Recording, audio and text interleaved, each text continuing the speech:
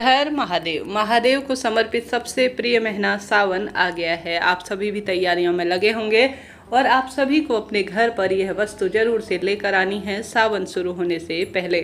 Video में आपको कई उपाय सावन महीने के जानने को मिलेंगे और अन्य विशेष जानकारियां जो आपके बहुत काम की रहेंगी इस वीडियो में आपको जानने समझने को मिलेंगी, तो ध्यान से सुनिएगा और अंत तक बने रहिएगा। सबसे पहले आप सभी को बतलाते हुए चलूँ 22 जुलाई से सावन शुरू हो रहा है, जो कि 19 अगस्त 2024 तक रहेगा। ऐसे में 5 सावन के सोमवार रहेंगे और 4 मंगला गौरी व्रत रहेंगे, जो कि मंगलवार के व्रत कहे जाते हैं और माता रानी को समर्पित अर्थात माँ भगवती माँ गौरा को समर्पित यह व्रत होते हैं।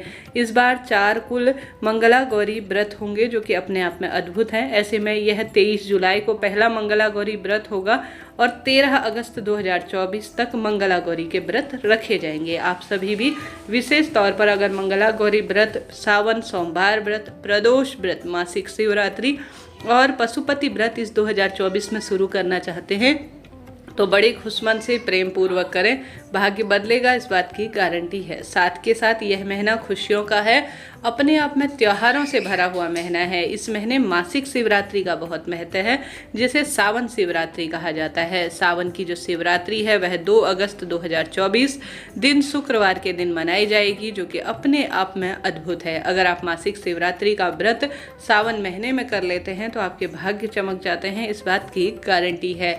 साथ के साथ 19 अगस्त सोमवार को रक्षाबंधन का पावन पर्व मनाया जाएगा, जो कि अपने आप में सावन पूर्णिमा के स्वरूप में जाना जाता है। आप सभी अगर इस महीने कोई नया व्रत उपवास शुरू करते हैं तो अपने आप में उसे साल भर कंटिन्यू करना बहुत श्रेष्ठ और सुखद माना जाता है। कहा जाता है सावन शुरू होने से पहले जो भक्त अपने घर में यह चीज रख लेता है उसके भाग्य की रेखाएं स्वयं चमक जाती है, क्योंकि महादेव इन दिनों धरती पर भ्रमण करते हैं। महादेव की दिव्य ऊर्जाएं इस धरती पर जो है विचरण कर रही होती हैं। इस कारण से यह महीना बहुत पावन है, पवित्र है और अपने आप में अद्भुत है। महादेव सृष्टि का संचालन कर रहे होते हैं और सभी भक्तों का दुख दूर करने में वह पूर्ण रूप से धरती पर भ्रमण की स्थिति में होते हैं। ऐसे में आप सभी अगर अपने घर पर पार्थिव शिव पूजा का नियम लेते हैं बस विशेष तिथि में, जैसे प्रदोष व्रत, सावन सोमवार, इन तिथियों में, तो अद्भुत है। साथ ही गुरुजी ने कहा है सावन महीने में महादेव पर सृष्टि का भार बहुत अधिक पड़ जाता है। महादेव हर तरफ से जो है सृष्टि का संचालन कर रहे होते हैं। ऐसे में उनके शिवलिंग पर 2 लोटा जल अर्थात कांवड़ जल का नियम अगर ले लिया जाए तो किसी विशेष उपाय की आवश्यकता नहीं पड़ती है। महादेव के जो है मस्तक पर अर्थात महादेव के मस्तक पर माँ गंगा विराजमान है और अपने आप में भाग्य की रेखाओं को प्रबल करने के लिए यह कार्य बताया जाता है। गुरुजी कहते हैं अन्य दिनों पूरे साल भर में आप 1 लोटा जल चढ़ाते होंगे, परंतु सावन के पवित्र महीने में आपको 2 लोटा जल का नियम लेना चाहिए। 2 लोटा अपने हाथ की हथेली में रख लीजिए और साथ के साथ एक के ऊपर एक भी रख सकते हैं। तो कांवड़ जल का भाव करते हुए नियम ले लीजिए। प्रथम दिन से आप शिवलिंग पर 2 लोटा जल, 1 बेलपत्र जरूर से समर्पित करेंगे। किसी विशेष जो है नियम उपाय की आवश्यकता नहीं पड़ेगी। अगर मंदिर जाना नहीं हो पाता है, भीड़ भाड़ कीचड़ की स्थिति है, बारिश की स्थिति है, तो अपने घर पर इस सावन महीने में हे महादेव आपको शीतलता प्रदान हो, आपको सुख प्राप्त हो और साथ ही उस सुख का मुझे भी अनुभव हो, आपका भार कम हो, ऐसी प्रार्थना करते हुए 2 लोटा जल शिवलिंग पर चढ़ाना है।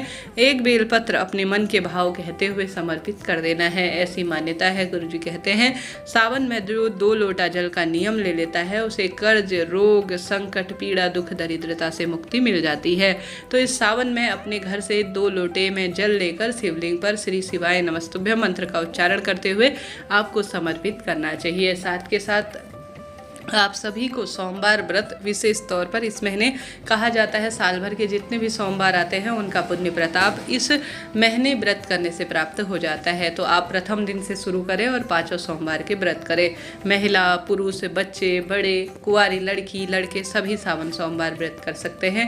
ब्रह्म मुहूर्त में सब कार्यों से निवृत्त हो जाएं और महादेव की साधारण सरल, मेरी भोले बाबा को विशेष आडंबर की आवश्यकता नहीं, सरल सी पूजा से वह प्रसन्न होते हैं, भक्तों के भंडार भरते सकते हैं। संकल्प लीजिएगा, बेलपत्र, आँख, धतूरा, भस्म सभी चीज़ें समर्पित कर पंचामृत, दूध, दही, घी, शक्कर, शहद से महादेव का अभिषेक कराएं, विधि विधान से पूजन करें। तत्पश्चात आप सभी संकल्प लें कि हे महादेव आज आपका व्रत करने जा रही हूँ। उसके बाद जो है आप सभी पूरा विधान से पूजा करें।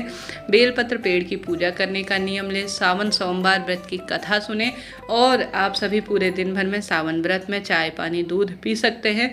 रात को व्रत का संकल्प जिस नियम के तहत लिया है, कई भक्तजन सिर्फ सावन सोमवार में फलाहार ही करते हैं तो वह भी अति उत्तम माना जाता है।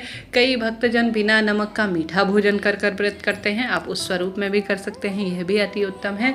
कई भक्तजन जो है भोजन कर भी ले सकते हैं, अपनी इच्छा शक्ति सामर्थ्य है। अर्थात हालांकि नमक का भोजन इस व्रत में वर्जित है, अच्छा नहीं माना जाता है, परंतु शारीरिक विकृति है तो सेंधा नमक का प्रयोग आप कर सकते हैं। पूरे दिन भर में प्रभु के नाम मंत्र का जाप करें। शिव चालीसा का जो स्रोत है, शिव तांडव स्रोत का पाठ कर सकते हैं। शिव चालीसा के साथ साथ शिव जी से संबंधित कोई भी मंत्र का उच्चारण अपने मुख से कर सकते हैं। उसके बाद विधि विधान से पूजा आरती करने के बाद शाम को व्रत खोल लीजिएगा। इसी तरह से जो है सावन के सरल सोमवार व्रत किए जाते हैं। जब सावन का अंतिम सोमवार हो उस दिन गौरा मैया के लिए सुहाग की सामग्री, महादेव के लिए वस्त्र और घर पर एक ब्राह्मण देवता को भोजन कराकर उन्हें सुहाग सामग्री गौरा मैया के नाम की और एक समय का वस्त्र, भोजन इत्यादि सभी चीज़ें जो है दान में दे देते हैं ना, तो ऐसी मान्यता है, शास्त्र प्रमाण कहता है। इससे आपके सोमवार व्रत का उद्यापन भी हो जाता है। बहुत कठिन नियम यह व्रत के नहीं है। सोमवार व्रत में बाल धोना चाहिए या नहीं, यह प्रश्न आते हैं तो आप सभी नहाय खाए की विधि रविवार के दिन ही कर लें। जैसे कि नाखून काटना, बाल काटना रविवार के दिन कर लें। सोमवार के दिन बाल धोना शास्त्रों में वर्जित माना गया है, क्योंकि इन दिनों साबुन, शैम्पू में बहुत अधिक केमिकल हैं, जिस कारण से हमारा व्रत खंडित हो जाता है। अगर ऐसी स्थिति है कि आप परेशान हैं तो सर पर जल का छींटन इत्यादि जरूर से कर लीजिएगा, तभी आपका व्रत उपवास सफल माना जाएगा। व्रत में बाल धोना जो है कहीं ना कहीं अगर शैम्पू केमिकल युक्त होते हैं, साबुन केमिकल युक्त होते हैं, तो इसी कारण से जो है मना किया जाता है बाल धोने के लिए। इस तरह से आपको सावन में 2 लोटा जल का उपाय करना है और इन नियमों को आपको अपने जीवन में उतार लेना है। भाग्य चमक जाएगा, इस बात की गारंटी है। इस महीने मंगला गौरी जो व्रत होते हैं वह माँ गौरा को समर्पित होते हैं, जो कि सौभाग्य देते हैं, रोग कर्ज से मुक्ति देते हैं, दुख दरिद्रता का नाश कर देते हैं। सावन शुरू होने से पहले आप सभी के घर पर आप कोशिश करें आवश्यक रूप से शिवलिंग विराजमान हो, उसकी नियमित पूजा करें। चाहे तो मिट्टी के करें, परंतु घर में जिस मंदिर में शिवलिंग होता है वहाँ महादेव खींचे चले जाते हैं। आप सभी को अपने घर पर गंगा जल जरूर रखना है, अगर नहीं है तो लेकर आइए। सावन शुरू होने से पहले भाग्य चमक जाएगा।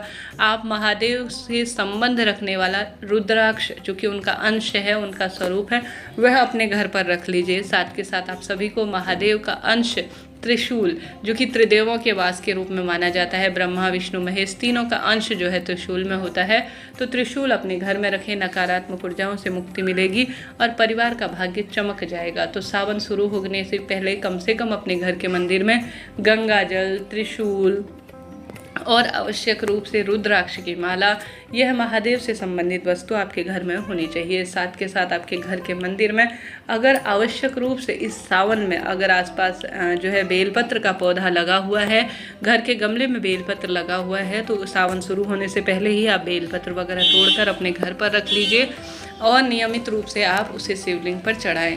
और इस बात का ध्यान रखें, कभी सोमवार हो, आपका व्रत का दिन हो, प्रदोष की तिथि हो, मासिक शिवरात्रि हो, शाम का समय हो, उस समय आपको किसी भी अवस्था में विशेष तौर पर जो बेलपत्र है नहीं तोड़नी है। इस बात का ध्यान रखें। और बेलपत्र कभी कई वर्षों दिनों तक जो है पुरानी नहीं होती, जब तक वह कटी फटी टूटी फूटी अवस्था में ना हो। ऐसी स्थिति में साफ सुथरी बेलपत्र आपको लेना है, इस बात का आपको ध्यान रखना है और शिवलिंग पर चढ़ाना जरूर से है। साथ के साथ आप सभी को आवश्यक रूप से कोशिश करनी है कि आप भस्म जो कि अपने आप में महादेव को सबसे अधिक प्रिय है, आप सभी को कोशिश करनी है सावन शुरू होने से पहले अपने घर पर विशेष तौर पर जो भस्म होती है, जिसे जो भस्म के अंदर का जो गूदा होता है उसे साफ कर लिया जाता है। और भस्म भले ही बेलपत्र की जो है भस्म लाएं, या आप बेलपत्र के अलावा बेलपत्र का जो फल बता रही हूँ मैं, उसके अलावा आप जो है कोई सी भी भस्म ला सकते हैं जो बाजार में मिल जाती है, शुद्ध हो, अच्छी अवस्था में हो, उस भस्म का भी प्रयोग कर सकते हैं। नहीं तो अलौनी, गोबरी इत्यादि की भस्म आप बना सकते हैं, जो वो विशेष तौर पर मैं बता रही थी आपको, जो यह बेल फल की भस्म होती है वह इस तरह से बनाई जाती है। बेल पत्र के जो दाना होता है, उसके जो फल होते हैं, उसके छोटे छोटे टुकड़े कर लिए जाते हैं, धूप में सुखाया जाता है, बिल्कुल लकड़ी के समान हो जाता है। वह लकड़ी के समान होने के बाद उसमें घी, थोड़ा सा उपले या कोई भी वस्तु जैसे जो शुद्ध होती है कपूर इत्यादि से, उसे जलाकर सफ़ेद कपड़े में छान कर किसी कपड़े में रख लिया जाता है। ऐसी मान्यता है। इससे जो है महादेव प्रसन्न होते हैं। महादेव को तो बेल की फल, बेल की भस्म, बेल फल की मिट्टी, बेल का हर एक चीज़ उन्हें प्रिय है, क्योंकि उन्हीं का अंश है। ऐसी स्थिति में सावन शुरू होने से पहले यह चीज़ लाकर घर पर स्थापित करें, भाग्य चमक जाएगा, इस बात की गारंटी है। वीडियो उपयोगी रहा हो तो लाइक करें, शेयर करें, सब्सक्राइब करें। श्री शिवाय नमस्तुभ्यम।